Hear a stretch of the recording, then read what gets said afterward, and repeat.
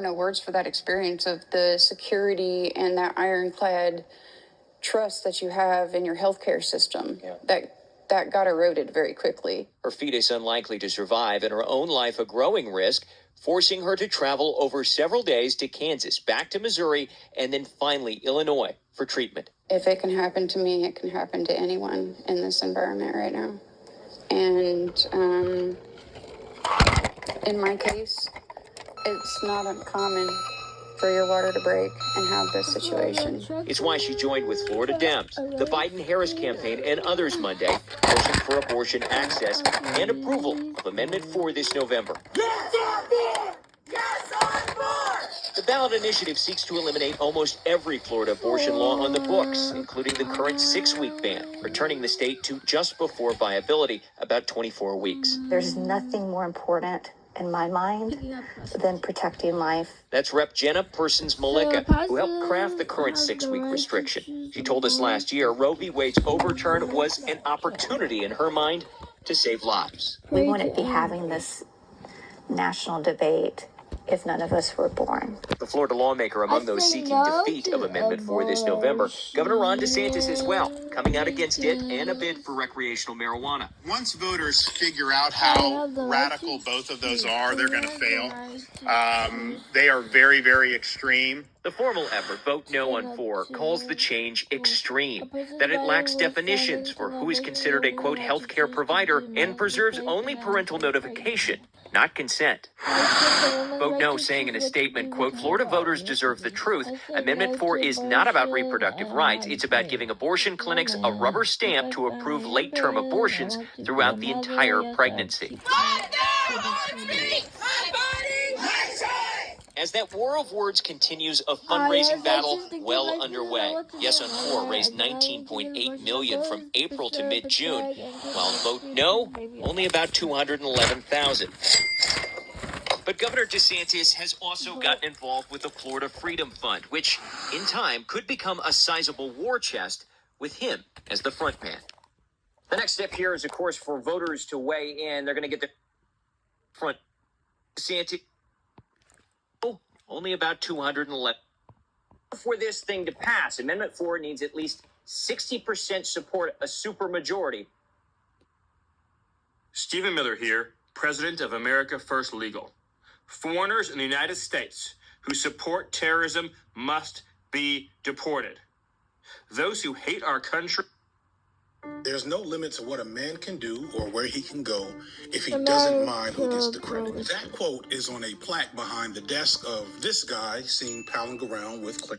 And in the original principles of the Constitution as the fathers intended, as in America as it was in 1791, Civil Rights era Judge Thurgood Marshall. I'd like to thank so many of my friends, and especially my good friend Leonard Leo, for such a warm welcome. Clarence probably thinks he'd be okay in the good old.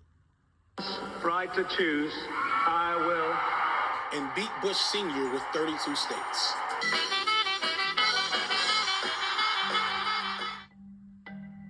During the Clinton years, the Federalist Society grew substantially. By the end of his presidency, they had 25,000 members, up from 5,000 in 1991. And most of its members weren't students now. They were practicing attorneys and part of Leo's.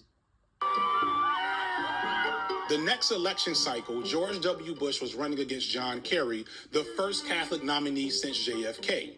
Remember that Bush hadn't won the popular vote, and it's pretty questionable whether he actually won the presidency at all. To win this time, he'd need Catholics. Leo was brought on to do just that. White evangelical Christians were Bush's base, and Bush had pledged to be a pro-life president. The United States of America is building a culture of life. But pro-life Catholics didn't always vote Republican. Leo hired the right-wing PR firm.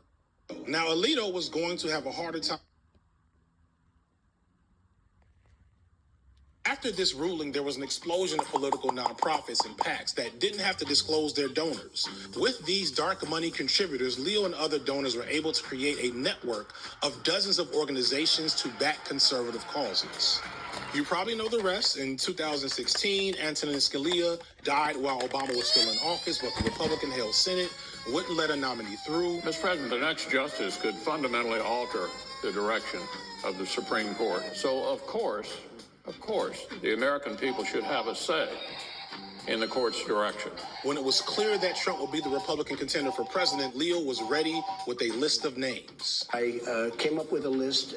The Federalist Society was very much involved. Leo's nonprofit organizations distributed ads and were quoted over and over in newspapers. First, to block Merrick Garland, and then to endorse Neil Gorsuch. The Washington Post reported that 9 of the organizations hired the same conservative PR firm, Leo's ally from the Bush years, Creative Response Concepts. President Trump wanted to talk to us about how important he views this election he's going to have to make in the coming months. When Justice Kennedy retired, Leo launched the Freedom Opportunity Fund and gave $4 million. What are the enduring values that are going to stand a generation from now? Of the villains we've covered, and the fall of the Republican establishment, and Stephen Tellis's The Rise of the Conservative Legal Movement. Is there a political operative so effective and far-reaching that you're losing sleep over it? Well, comment below. And Navan, it's the business travel platform that's taking the world by storm. Every employee can book their own. I know I'm not a young man. State the obvious. Well, I know.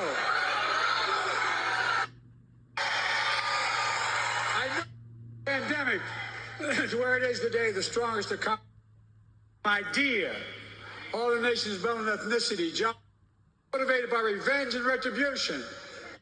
Failing, I don't know, a president wouldn't trade places with America in a heartbeat. He's dead wrong. America's not a losing nation. America's winning. As I stand here today, I can honestly say I've never been more optimistic about America's future in my whole career.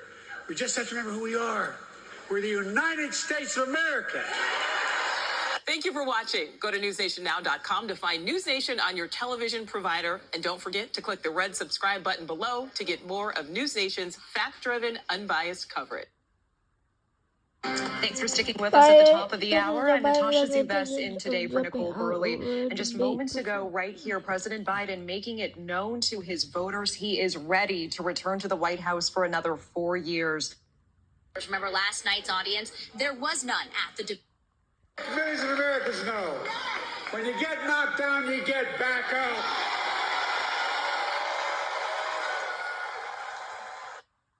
Asked them about last night's performance at the debate campaign, wanted to see and that they were able to see here today. Of course, that he had that audience that we're talking about here today, unlike they had at the debate last night, that really seemed to energize President Biden here today. He also had the First Lady by his side. They kissed each other before the debate started, and she kissed him on the cheek following after. So he had the support of the First Lady.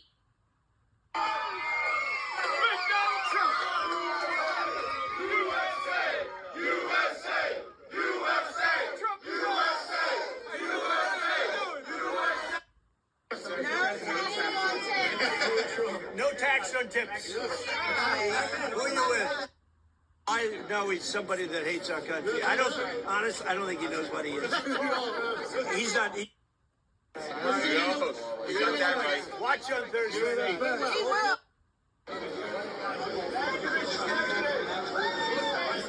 Remember, guys, stay close. Stay close. Stay in. Push in.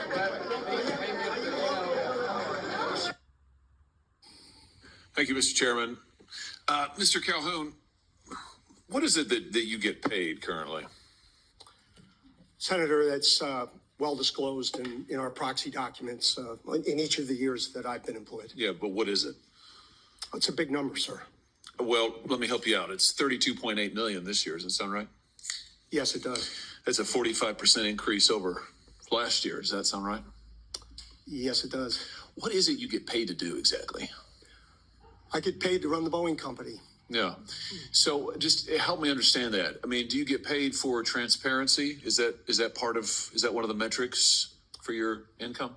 I think the board counts on me for transparency. Really? Because you're under investigation for falsifying 787 inspection records. The Boeing's under criminal investigation for the Alaska Airlines flight. You were investigated by DOJ for criminal conspiracy to defraud the FAA. This is all in your tenure. This doesn't sound like a lot of transparency to me.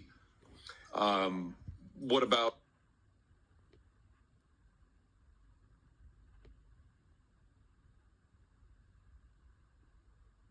As a woman in our country right now, I feel like we're not as obsessed with the children that are among us living in poverty, that are going to schools with, lead in the walls, where most of my schools right now don't even have access to clean water. Their fountains are shut down. I mean, why is abortion ban so dangerous for patients and families with stories like yours? I appreciate the question, Representative.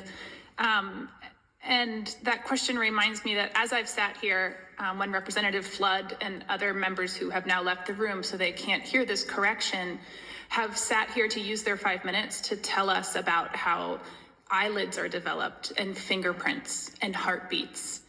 It's demeaning and it's insulting to insinuate that that's what I need to hear to know that my son and that his life mattered. It's insulting to all pregnant people everywhere. As a woman in our non-human intelligence exists. Non-human intelligence has been interacting with humanity. This interaction is not new, and it's been ongoing. And there are unelected people in the government that are aware of that. There's zero doubt. Non-human intelligence exists. Non-human intelligence has been interacting with humanity.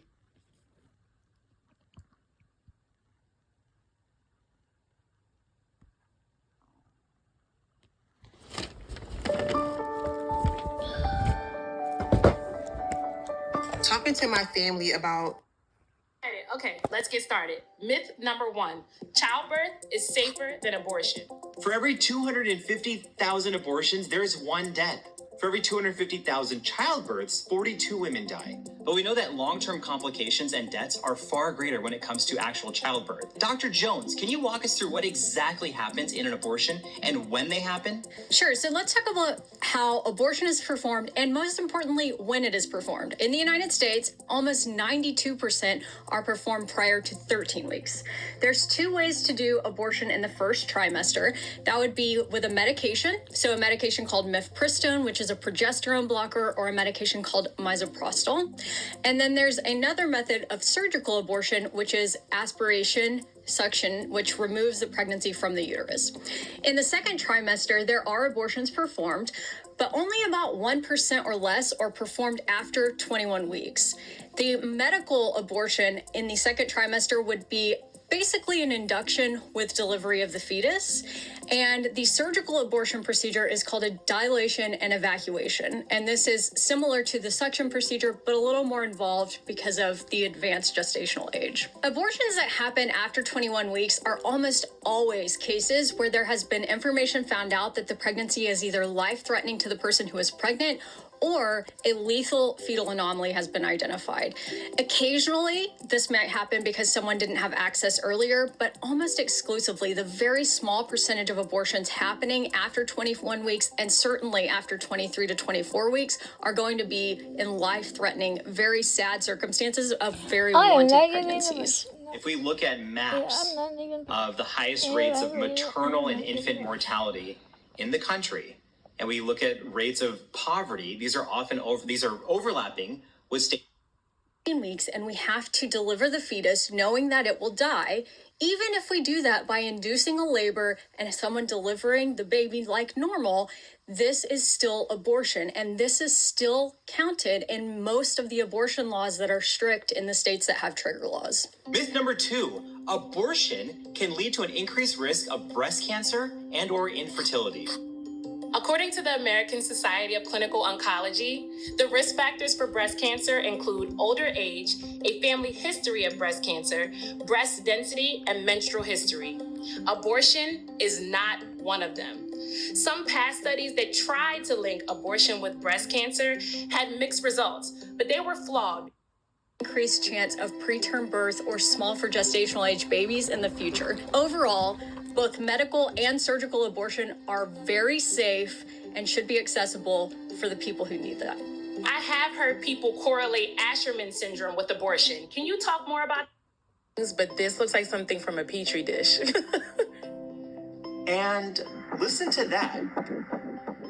If you get an ultrasound at this stage, you may think what you hear is a heartbeat, but that's no lub-dub of a functioning heart. It's actually a sound that's artificially manufactured by the ultrasound machine. It even says so in the manual.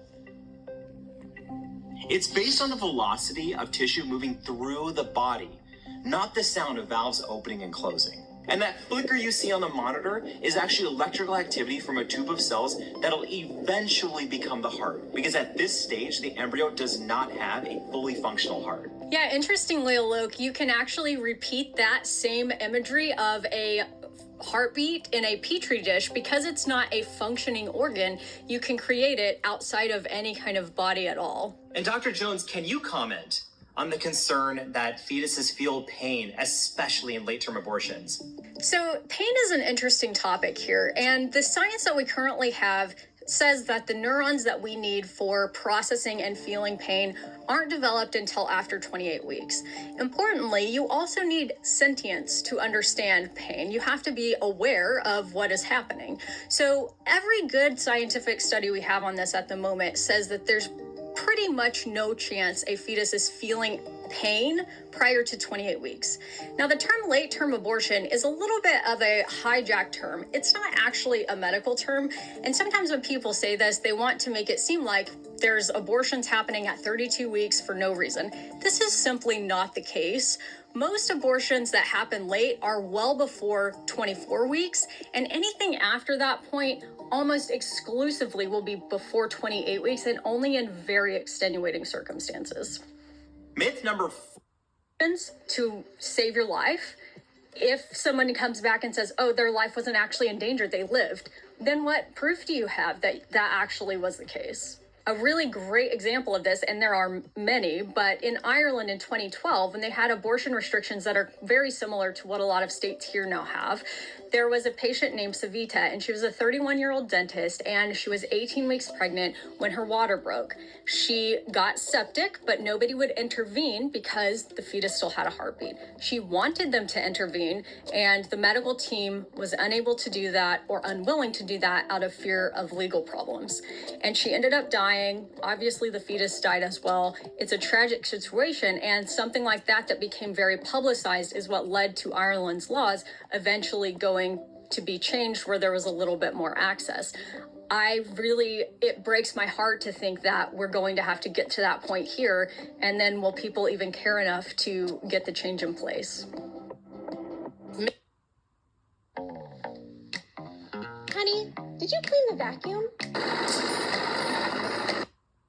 Myth number 5, abortion bans only affect those considering an abortion.